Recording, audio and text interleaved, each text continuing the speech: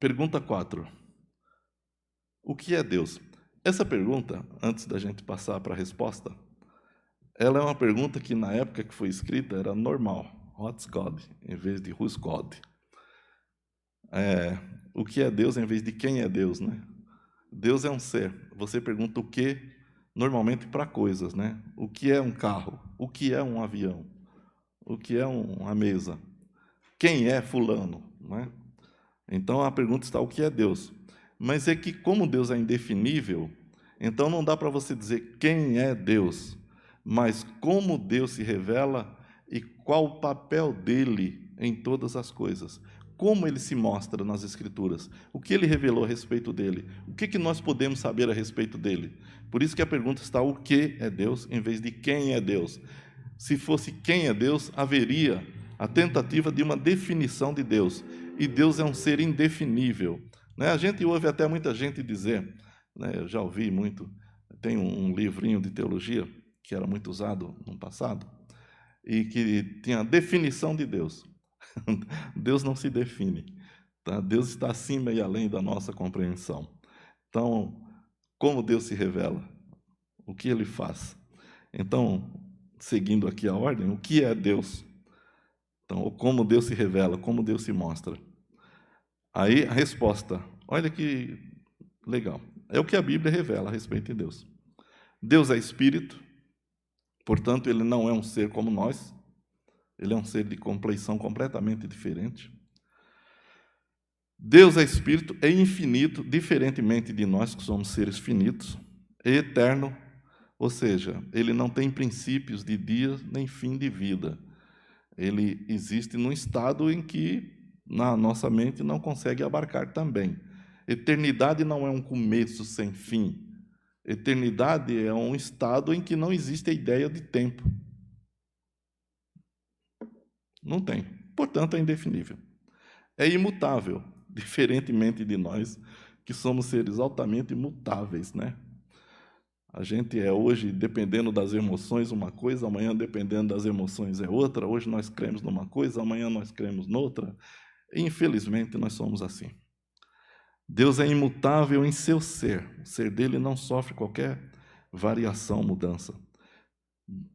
Então, Deus é o dono, é o ser, é o Senhor da sabedoria, do poder, da santidade, da justiça, bondade e verdade. E temos todas essas referências aqui, são 8 referências, que a Bíblia nos mostra todas essas características ou atributos da personalidade de Deus. Deus é espírito, João 4:24. Jesus disse: Deus é espírito e importa que os que o adorem em espírito e em verdade, ou pelo Espírito Santo. A adoração a Deus só pode ser movida pelo indivíduo cheio do Espírito Santo de Deus.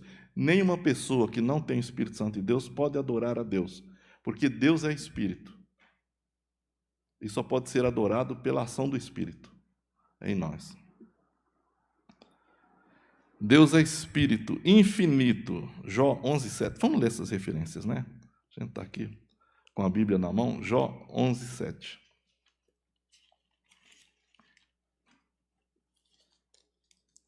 Diz assim: poderás descobrir as profundezas de Deus?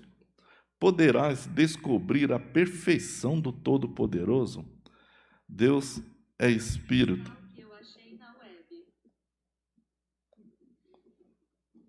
Meu celular me persegue, ele fica me explicando as coisas. Veja esse versículo de Jó 11:7. Está perguntando: poderás descobrir as profundezas de Deus? Poderás descobrir a perfeição do Todo-Poderoso? Eu leio uns versículos desses e fico pensando, tem gente que fala: se eu fosse Deus, ainda bem que você não é. Não ia dar nada certo. Deus é Espírito, João 4:24, infinito, Jó 11:7. Deus é eterno, Salmo 90, versículo 2. É interessante que você veja isso na Bíblia, irmão, para você poder também manusear a Bíblia e quando você precisar evangelizar alguém ou procurar um texto, você acabe lembrando. Deus é eterno. Antes que os montes nascessem, ou que tivesses formado a terra e o mundo, sim, de eternidade a eternidade, tu és Deus. Nós lidamos com um ser eterno. Imutável. Tem 1 Timóteo 1,17 também, né? Vamos ver. 1 Timóteo 1,17, que diz assim: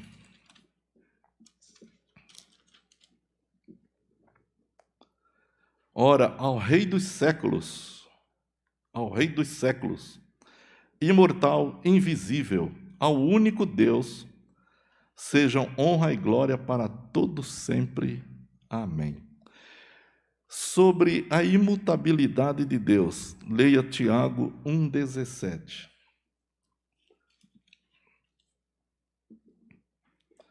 Toda boa dádiva e todo dom perfeito vem do alto e descem do Pai das luzes, em quem não há mudança nem sombra de variação. Deus não muda.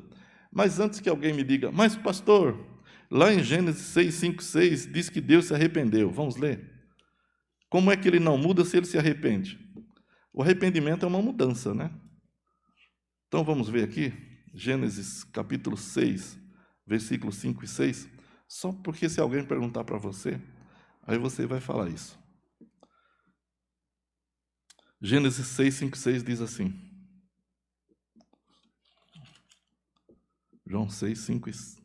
Gênesis 6, 5 e 6. O Senhor viu que a maldade do homem na terra era grande e que toda a imaginação dos pensamentos de seu coração era continuamente má. Então o Senhor arrependeu-se de haver feito o homem na terra e isso lhe pesou no coração. Como que Deus não muda e Deus se arrependeu de ter feito o homem? Ele não sabia que o homem ia pecar? Vou dizer algo mais para você. Ele não só sabia que o homem ia pecar, como ele decretou que o homem fizesse isso para que fosse redimido no seu filho. A queda não foi um acidente. A queda foi um decreto de Deus. Agora, Deus se arrepende? Vejam só a letra do versículo. A Bíblia diz que Deus é amor.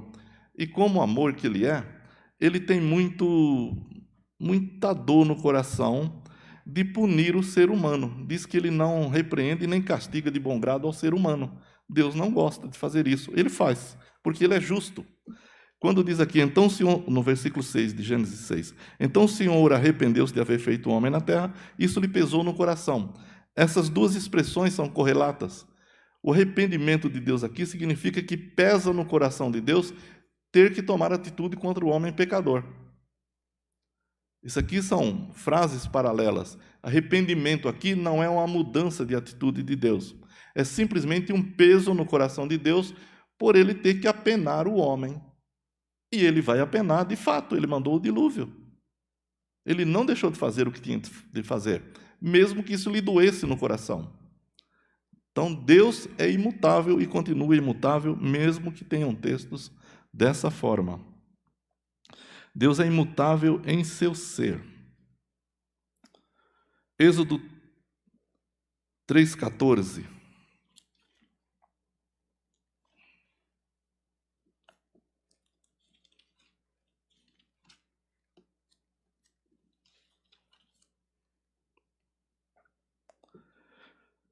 Mas Deus disse a Moisés, eu sou o que sou. Essa expressão está dizendo que Deus é eterno, é imutável e faz o que bem entende. Ele é, simplesmente ele é. Quanto a nós existimos por vontade e criação dele. Quanto a ele, ele é. Ele não foi criado por ninguém. Ele é um ser incriado.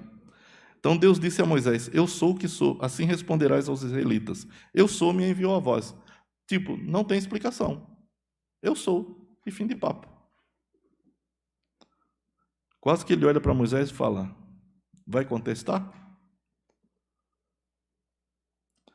Salmo 147, versículo 5.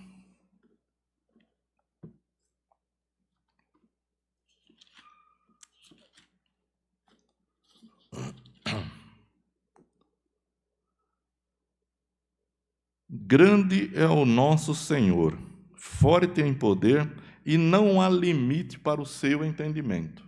Ele é sábio em todas as coisas e extremamente poderoso, como vai dizer em Apocalipse 4:8. Vejam comigo, Apocalipse 4:8. Se não me engano, o Alexandre leu esse texto aqui, hoje já, né? Apocalipse 4:8.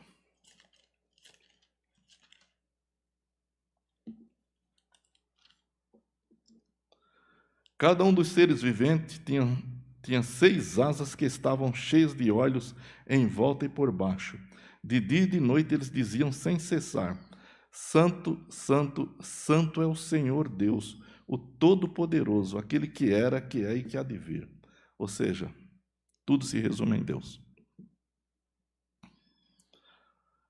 E, finalmente, Êxodo 34, 6 e 7. Êxodo 34, 6 e 7.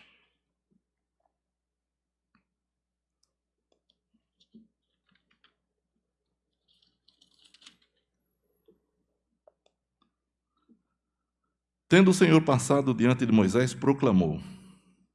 Tendo o Senhor passado diante de Moisés, proclamou: Senhor, Senhor, Deus misericordioso e compassivo, tardio em irar-se e cheio de bondade e de fidelidade, que usa de bondade com milhares, que perdoa a maldade, a transgressão e o pecado, que de maneira alguma considera inocente quem é culpado, que castiga o pecado dos pais nos filhos e dos filhos dos filhos até a 3ª e 4ª geração. Olha como Deus é justiça. Deus é a própria expressão da justiça. Ele jamais tem o culpado como inocente. Culpado, para Deus, é culpado, não importa quem você seja. Deus não Deus não faz acepção de pessoas, Ele julga todos. Julga todos e a todos dá a sua sentença. Então, ninguém é especial diante de Deus nesse sentido. Deus é justo. Agora, só para a gente terminar, e eu vou terminar hoje aqui com essa até a 4ª pergunta, próximo domingo a gente prossegue. Muita gente fala sobre a heredição, a maldição hereditária, né? Não é isso que o texto está dizendo. Quando Deus fala que castiga o pecado dos pais nos filhos até a 3ª e 4ª geração, está apenas dizendo que os filhos sofrem as consequências dos pecados, das decisões dos seus pais. E isso é algo que deve nos chamar bastante atenção, irmãos, principalmente nós que somos pais. Que tipo de educação nós estamos dando para os nossos filhos? Dependendo da orientação que nós dermos a ele passar para o neto, para o bisneto, até a 3ª e 4ª geração, sofrerão as consequências molestas de alguma orientação paternal contrária aos princípios da palavra de Deus. A Bíblia diz para nós, os pais, criarmos os nossos filhos na admoestação do Senhor. As nossas atitudes, as nossas palavras, especialmente diante de certas situações que nós não gostamos, pode orientar a vida dos nossos filhos até a 3ª e 4ª geração. É isso que a Bíblia está dizendo. E também está dizendo que Deus não nos tem por inocente quando fazemos isso, porque a vontade dele é revelada na Bíblia. Quando nós confrontamos a nossa vontade, a nossa maneira de ser, de agir e tal, com a vontade de Deus, e nós fazemos com que a nossa vontade prevaleça contra a revelação de Deus, nós estamos prejudicando os nossos filhos. Nós estamos prejudicando a educação deles. Nós estamos prejudicando a cosmovisão deles. E eles serão efetivamente prejudicados.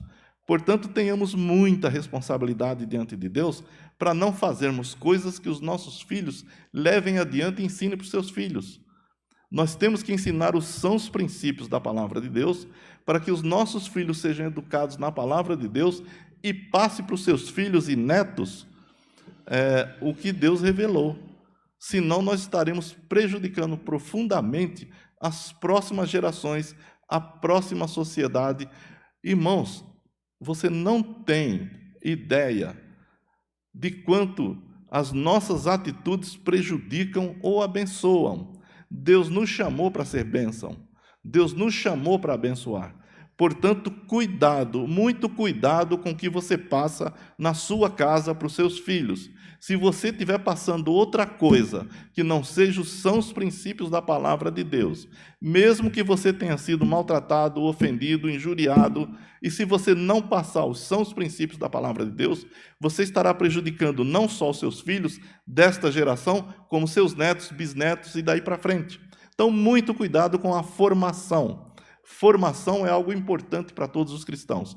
Vamos formar os nossos filhos e todas as pessoas que nós pudermos de acordo com os princípios da palavra de Deus, porque senão todas as gerações futuras serão danificadas com o nosso péssimo exemplo e péssimo ensinamento.